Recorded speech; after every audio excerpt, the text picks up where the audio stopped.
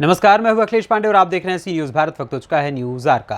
खबर टीकमगढ़ से है, जहां शहर के श्री नारायण दास खरे हॉकी स्टेडियम में 25 फरवरी से 5 मार्च तक श्री राम कथा का आयोजन होगा, जिसमें बागेश्वर धाम के महंत धीरेन्द्र कृष्ण शास्त्री कथा सुनाएंगे। सोमवार को कथा की विस्तृत जानकारी के लिए आयोजन समिति ने प्रेस कॉन्फ्रेंस का आयोजन किया। कथा के आयोजक राजेंद्र तिवारी ने बताया कि श्री राम कथा की व्यवस्थाओं के लिए 12 समितियों का गठन किया गया है। 25 फरवरी को शहर के महेंद्र सागर तालाब स्थित प्रतापेश्वर मंदिर से कलश यात्रा निकाली जाएगी। महेंद्र सागर से यात्रा शुरू होकर ताल दरवाजा, पपौरा चौराहा, जेठा चौराहा, पुराना डाकखाना, कटरा बाजार, नजाई बाजार, लुकमान चौराहा, सिंधी धर्मशाला, सिविल लाइन रोड होते हुए अस्पताल चौराहा पहुंचेगी। इसके बाद जेल रोड, नया पोस्ट ऑफिस होते हुए यात्रा कथा स्थल श्री नारायण दास खरे स्टेडियम पहुंचेगी। कलश पूजन के साथ पहले दिन की कथा शुरू होगी। इसके अलावा कथा यजमान राजेंद्र तिवारी ने कथा के बारे में और क्या कुछ बताया, आइए आपको सुनाते हैं। टीकमगढ़ से सी न्यूज़ संवाददाता गिरीश कुमार खरे की रिपोर्ट। कितने दिन की कथा होगी? आपको पहले ही हम बता चुके हैं कि 25 फरवरी 2023 से 5 मार्च 2023 तक 9 दिवसीय संगीतमय श्री राम कथा का पूज्य गुरुदेव के द्वारा आज्ञा प्राप्त हुई थी और जिसकी विस्तृत तैयारियां हो चुकी। कितने लोगों की आने की संभावना है कथा सुनने के लिए? पिछली बार भी हमें कोतवाली के सामने जो नजरबाग का ग्राउंड था, हमारे प्रशासन ने हमें उसकी अनुमति दी थी। उसमें आगंतुकों की इतनी संख्या थी कि बैठने वालों की भी व्यवस्था नहीं कर पाए थे हम।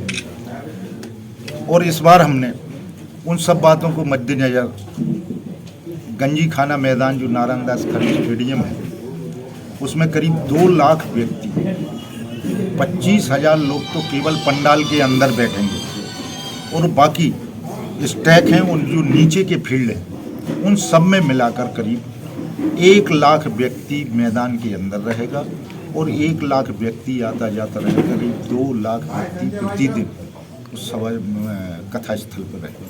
प्रतिदिन भंडारा कितने लोगों को किया जाएगा? हमने प्रथम दिन कलश यात्रा में माताएं बहनों की संख्या बहुत अधिक रहती है। पिछले साल 50-60 हज़ार लोगों का भंडारा था और इतने ही लोग कलश यात्रा में थे। अगर गुरुदेव की कृपा है और भगवान की कृपा है, अगर कलश यात्रा के लिए हम प्रयास कर रहे हैं, हर ग्रामीण अंचल पे जाके, शहर में भी जाके हम महाआरती का अभियान कर रहे हैं। हमने व्यवस्था बनाई है कि कम से कम 50,000 लोगों का उस दिन भंडारा हो। अगर ज़्यादा होगी तो गुरुदेव की आज्ञा, उनकी कृपा, उस आधार पर और बढ़ाने का प्रयास करेंगे, मगर हम 50,000 का हमारा लक्ष्य है। कथा का समय क्या रहेगा? कथा का समय 1 से 6। देखने में आता है भीड़ भाड़ में कुछ लोग चेन स्कैनिंग वगैरह मान लो ये करते हैं, ये अभी देखा भी गया है, तो इसमें सुरक्षा की क्या व्यवस्था रहेगी वहाँ पर? हम आपको बताएं, हमारे साथ पूरी महिला टीम है। देखो आप पीछे बैठी, हमारे पास पूनम जी है, हमारे पास द्विवेदी है, हमारी राम कुमारी द्विवेदी है, नीतू द्विवेदी है, हमारी आपको बताए ये प्रीति वगैरह है। सब लोग जी इतना बढ़िया। कल इन लोगों ने बैठक करी हमारे थे, करीब इनकी 140-45 नामजद तो इनके बागेश्वर धाम के शिष्य मंडल की बहनें तैयार करी। इन लोगों की बहुत तेज ड्यूटी है। इन 15 लोगों की नीचे भी 15-15, 20-20 लोग हैं।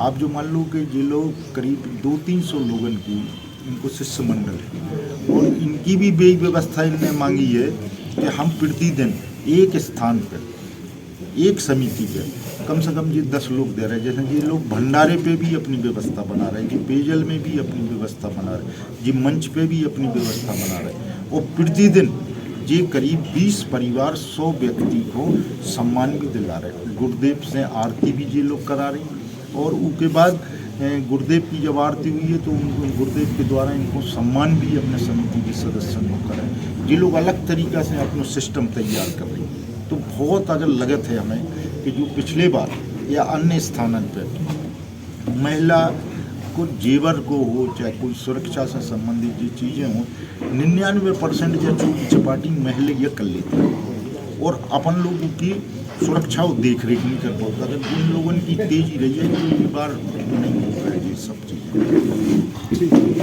टीकमगढ़ से सी न्यूज़ संवाददाता गिरीश कुमार खरे की रिपोर्ट। फिलहाल इस खबर में इतना ही। देश दुनिया की तमाम खबरों के लिए देखते रहें सी न्यूज़ भारत। हर खबर आपके साथ, आपके हाथ।